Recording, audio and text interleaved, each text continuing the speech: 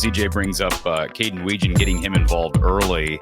The chunk play on the first drive of the game that eventually led to the touchdown. Of course, he also had a punt return for a touchdown. And we might as well just address this right away. He is our RTI Threads player of the game. And, of course, you score 41 points and win by 38. You probably have some options here. But talk about getting him the ball early. It's clear Tim Lester has prioritized that. It's something that appears to have been a point of emphasis during that first bye week. And, they've not – it's not like it's been seamless or there have been plays that haven't worked, but it's clear that Iowa's making a concerted effort to get him the football in a variety of ways. And I know you're a former lineman, but talk about what you're seeing right now from a game planning perspective and trying to get your speedster the ball. Yeah, and I think more often than not, he's going to make a play. Yeah, we've had some plays where he gets tackled for a 1-yard gain or 1-yard loss, but 8 out of 10 plays, that dude is going to make one person miss and get 5 to 7. That little tunnel screen, wide receiver screen they did was a pretty cool setup with him kind of faking the pass in the flat and then coming underneath for that screen. And that was 18 or 19 yards or something like that. So I think, like I said, if you get that dude the ball, I mean, my son said it best on that punt return. He's like, he ran 10 yards like it was 3 yards. Like 3 guys had angles on him and he just booted it up the middle and was away. So that was the dude's got some skills. So keep feeding the ball and it looks like we're doing that. So that's good to see. Yeah, it's amazing. Some of the quickest guys in Iowa football history are maybe from parts of the country that you wouldn't expect, speed to come out of. Kaden's a Williamsburg guy and went the JUCO route, ended up back at Iowa, and it took them some time to get involved. We're still not seeing Iowa having a ton of success taking shots down the field. But I will say this, 2 of the last 3 games, Matt, they really haven't had to. I mean, when you get off to these huge leads and you're getting special teams touchdowns, you're getting defensive touchdowns. I mean, you knew when this game was 31-0 at halftime that Iowa was going to be able to sit on it. And that's exactly what they did. Very uneventful second half. That's what you want if you're Iowa. This is not a coaching staff as a whole that's going to run the score up. I will say this. You said a 55-0 in 2008? I think so. Yeah, I don't know. I can't remember what the heck we did. We just fed Sean Green. Probably was a pretty easy game plan. So yeah, I was going to say he's breaking off 50-yard runs. It makes sense. But I mean, this game was over by halftime. It was actually over. I would argue it was over at the end of the first quarter. 17-0. 17 is that magic number. Now it's not insurmountable, but against that Iowa defense in Kinnick, I'll be honest, Don, I don't have a ton of notes in the fourth quarter. But obviously a lot happened in the first quarter as well as the second quarter. So first quarter, beautiful opening drive, touchdown drive, started with a chunk play to Kaden Wetjen, getting your guys, your best playmakers, the ball in space.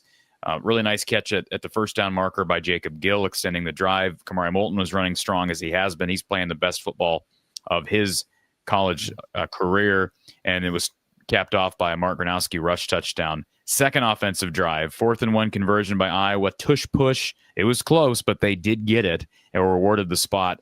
Iowa settles for a 34-yard field goal. Iowa pretty conservative on third down, I thought. But again, points of the essence. They get up 10-0. And then the Zach Lutmer pick 6, to me, was the nail in the coffin of the first half. First play of that Minnesota drive. It's 17-0 into the first. Second quarter, you have the Mark Gronowski touchdown pass to RVZ. I thought it was a phenomenal throw. Great catch over former Iowa DB John Nestor. You have the punt return for a touchdown by Kaden Wetjen. And once he cuts that corner, Don, it's almost impossible to stop him. And the great thing about Kaden is he's proven he also has a very good, solid center of gravity. Even when he gets tripped up, he's got the composure, the legs of a running back. And maybe that's because of his short stature like a Tim Dwight, but he stays on his feet really well. And if it wasn't for Seth Anderson slipping on a third down slant, they may not have to punt in that first half. Reese Dakin ends up punting for the first time in that second quarter. There was the one other note I had in the second quarter. Mark Gronowski hit on the slide. There was no late hit call. It was a late slide, and it was mentioned on the broadcast. I agree with the no call. Iowa was fortunate. They should have gotten called for holding. It was an obvious hold on Jennings Dunker on that play. But Iowa goes into the half up 31-0. And then, of course, third quarter, Stevens gets the 46-yard field goal. He was solid today.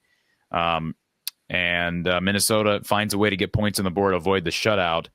But, and then Buffington interception in the fourth.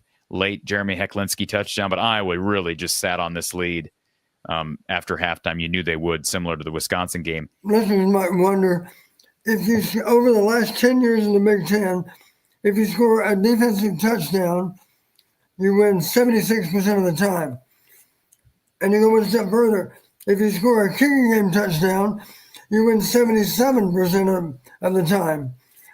Well, what do you think happens when you score on both kicking and defense? I'm pretty sure it might be 100%. We did that today, of course. Hard to imagine losing a game if you don't generate touchdowns by offense, defense, and kicking. We were able to get that done today. Wetjen is giving me Tim Dwight flashbacks here as of late. Two different styles. I think Dwight was that guy had an accelerator like nobody I've ever seen. I think he starts so fast, but I think Wetjen is maybe a little shiftier. I don't know. But those run backs are just... Who is shiftier, Don? Timmy Dwight or Kaden Wetjen? Who is shiftier? I give a slight edge to Tim Dwight. Let's not forget, he returned 5 punts. Yeah. Was that in one season or a career? I'm not sure which. But I know he returned 5 punts. Nobody else returned more than 2 for touchdowns. Yeah. Well, how many does that? Wait a minute, hold on. How many does Kaden have? Well, he's got kickoffs too, right? No, I'm not saying. I'm talking about just punts. Doesn't Kaden has at least 2? He has at least 2 this year. My point is, he's still got to go ways to catch Tim.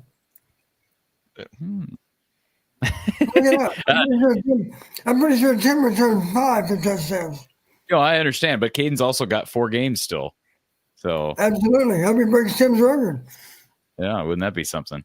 And then one other thing, I was a little late getting here tonight. I didn't see who you picked player of the game. Oh yeah, so we went over our Big Grove's big play of the day. But do you want to guess who our player of the game is? Zach Lutmer.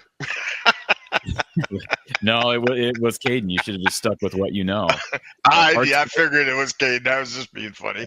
Sorry. Oh no, Zach was in the conversation. Zach Lutmer was really good today. But no, RTI Threads player of the game, Kaden Wetjen, 3 catches, 49 yards, 1 carry, 8 yards, 4 punts returned for 80 yards, including the 50-yard return for a touchdown. Yeah, I mean, we just talked about it, Don, but what happened on that 50-yard return?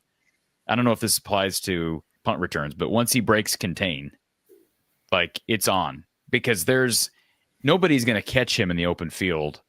And again, even if he gets hit, he's got does that make sense when I say center of gravity, like a running back? Yeah. He's not easy to bring down. Sometimes you hear people talking about contact balance. Yes, absolutely. Contact balance. So what happened on that play, Don? Did you see it right away when he fielded it? Well, I think some people make the mistake. If the punt appears to have good hang time, I think you see some cover teams relax a little bit, anticipating a fair catch. They don't know Wetjen very well because he doesn't like the fair catch. And I think they relaxed a little bit, assuming it was going to be a fair catch. And yet that signal never came, of course, because Kaden had already decided, I think I'm going to try to return this one.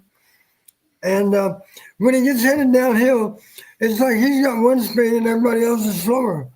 He's running at a different speed than everybody else. He really is.